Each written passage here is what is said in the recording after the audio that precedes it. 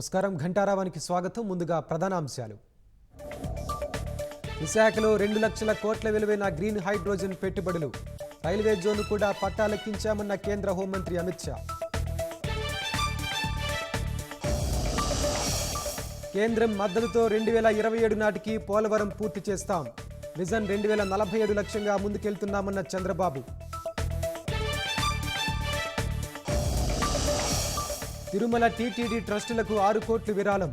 చెక్కులను అదనపు ఈవోకు అందించిన భక్తుడు వర్ధమాన్ జైన్.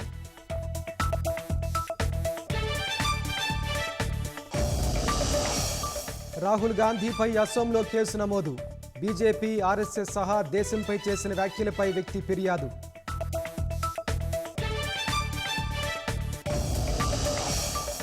ప్రయాగ్రాజ్ మహాకుంభమేళాలో శిబిరంలో అగ్ని ప్రమాదం. మంటలను అదుపు చేస్తున్న అగ్నిమాపక శకటాలు.